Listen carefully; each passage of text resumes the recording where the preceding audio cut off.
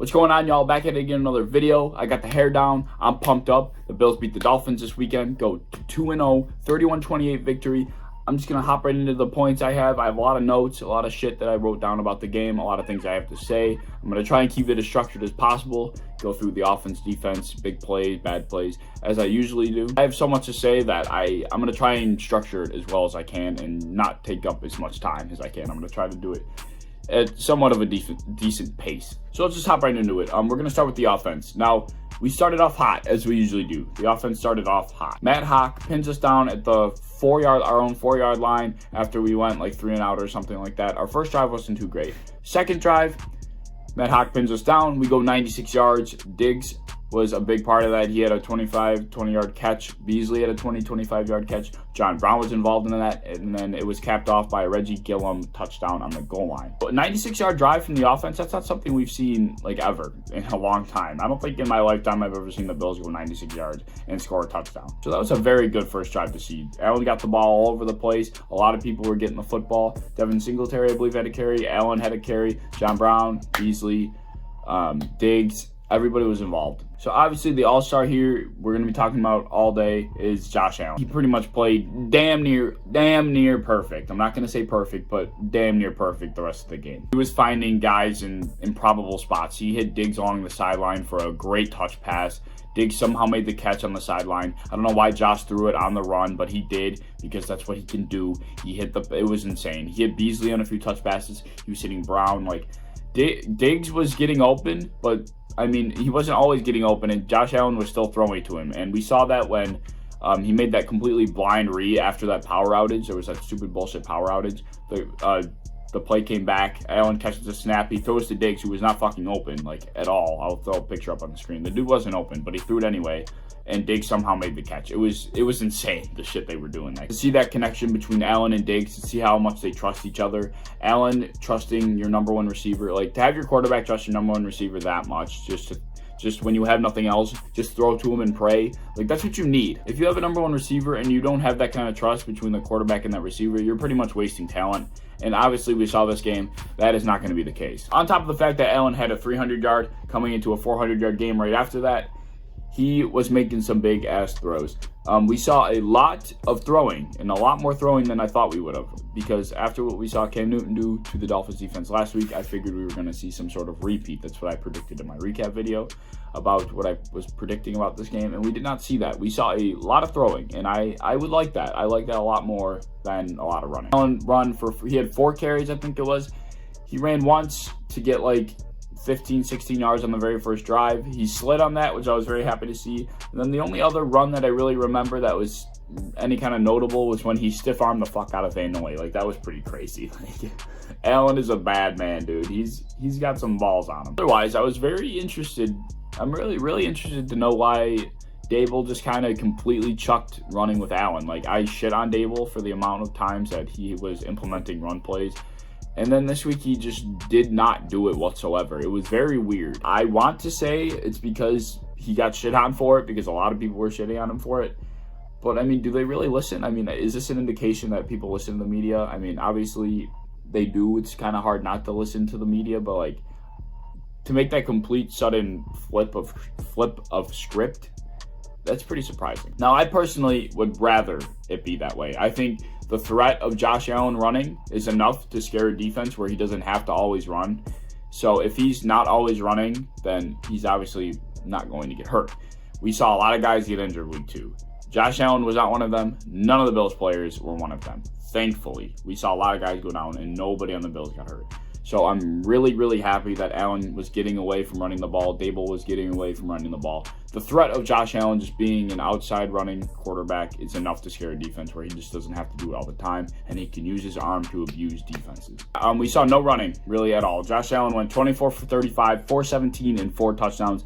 No picks still. No picks, which is very good to see as well. So a big game from Josh Allen, and then we also saw a big game from Stefon Diggs. One wide receiver, really proved why we traded for him in the offseason. He went 8 for 153 and a touchdown, making some crazy-ass catches. We had John Brown also go go 4 for 82 and a touchdown. We're all over the place. Diggs really proved why we brought him in here. Being able to have a wide receiver core that we do, and having a quarterback that trusts every single receiver, that's dangerous. That's what you need, and Diggs was obviously that final piece. We were talking about it all last season, that we needed that piece, and Diggs has obviously come in and complete the puzzle.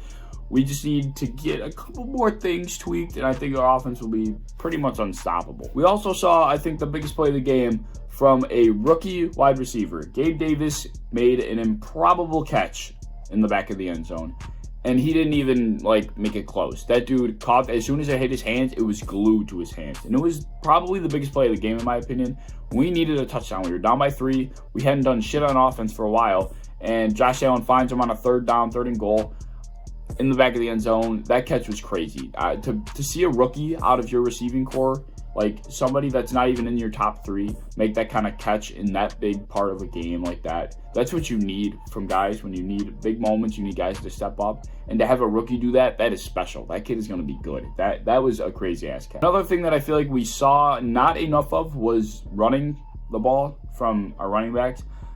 We had 18 carries combined between Zach Moss and Devin Singletary, but we really didn't get too much going. Although, one thing I do want to say is, I'm going to shit on Dable no matter what. I'll always find something, and this is something I'm going to find. Why is Zach Moss even being used anywhere near as much as Devin Singletary? Devin Singletary, in my opinion, is by far the better running back. Zach Moss is a rookie still. The dude's played 2 games in the NFL. I get he's good, but he's not that good yet. He's not that good. Devin Singletary, every single time he gets the ball, he's stiff-arming somebody. He's trucking somebody. He's outrunning somebody. He's always making somebody miss. He's always gaining yards, always moving those legs. He trucked a couple people over, stiff-armed a couple people in this game, and he still was getting comparable carries to Zach Moss. It just doesn't make any sense to me. I feel like Devin Singletary is such a untapped potential in our offense that if we used him more, our offense would just open up defenses no matter what, because everybody on the field is a threat. One thing about the offense that I would like to see change going into the next few weeks is more Devin Singletary. I personally think he's beside for Allen, I think he's our 2nd best player on offense behind Stefon Diggs. So the last thing I want to say about the offense is that they cannot stall the way they did in the 3rd quarter.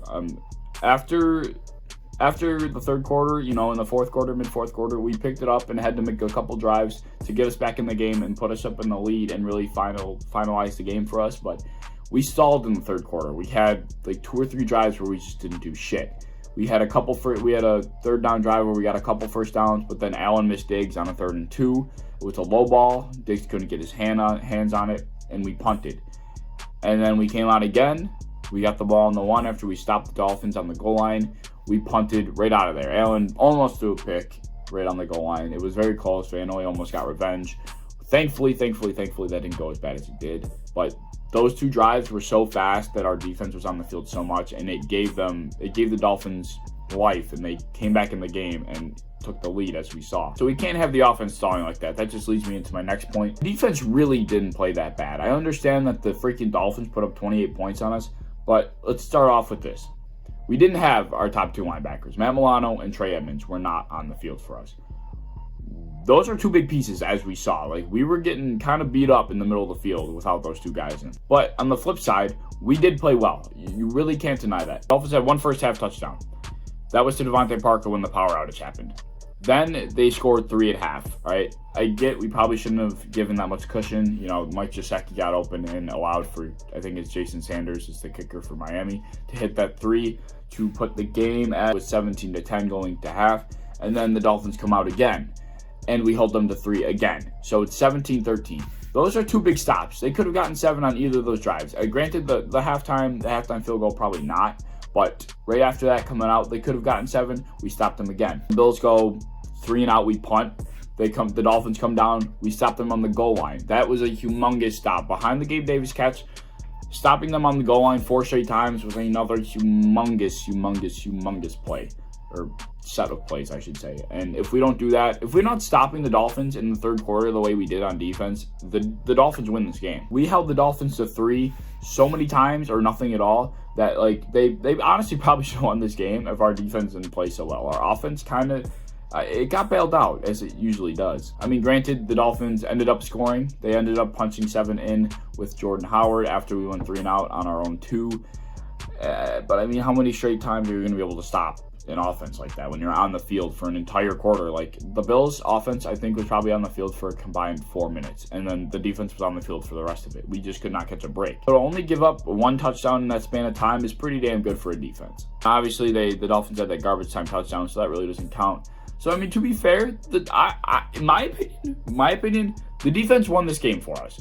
If we needed the offense to step up this game, because without our 2 biggest factors at linebacker, we knew that the offense was going to have to stand up and make plays, and they did. But to say the defense didn't do their part would be a little whack too, because as much as they gave up points, they also saved the defense in the third quarter and a lot of the second half, or saved the offense rather. Hats off to the defense for sure. We saw how much we need Milano and Edmonds. Hopefully we'll get them back coming this week. But yeah, hats off to the defense. A couple other notes that I want to make about the defense. Tyrell Dotson really didn't play that bad. I mean, he's a rookie. His first start, he really didn't play that bad. But obviously, we were getting torn up on play action in the middle of the field. Every single time, first down, Ryan Fitzpatrick, fake a handoff, dart right on a quick slant in the middle of the field. Jaceki, Parker, didn't really matter who it was. They were always there. So the middle of the field was getting torn apart. Trey White had a pretty damn good game for the most part. He got burnt by Preston Williams, which set up their first touchdown, which eventually led to a power outage apparently, and Devontae Parker scored.